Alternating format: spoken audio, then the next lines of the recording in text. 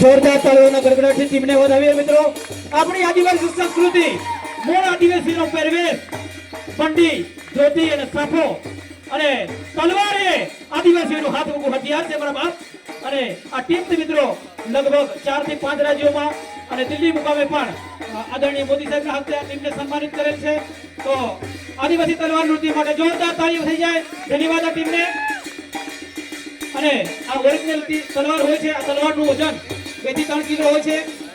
અને આ કળાને મિત્રો આદિવાસી કળાને તાલીમ આપવાની જરૂર પડતી નથી. આ કળા છે એ ગળથૂથીમાંથી આવતી હોય છે અને વંશ પરંપરાગત આ આદિવાસીઓની કળા હોય છે.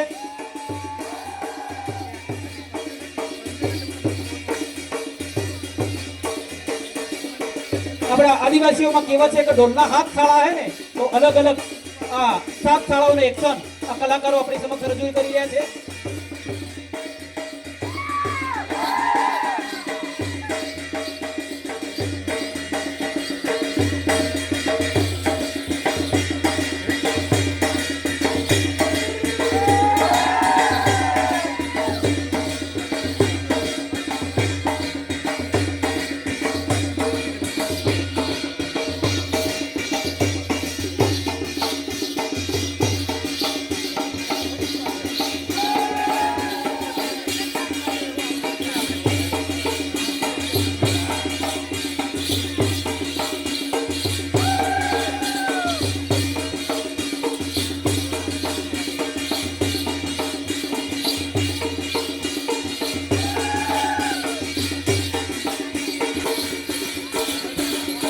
ઓરિજિનલ તલવારબાજી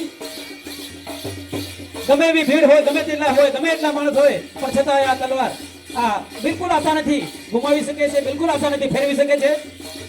અને આ ઓરિજિનલ તલવારબાજી આદિવાસીઓની મિત્રો સંસ્કૃતિ છે, આદિવાસીઓની કળા છે અને દિલમાંથી યુક્તિ કળા છે. વાહ, ખૂબ ખૂબ ધન્યવાદ આ ટીમને.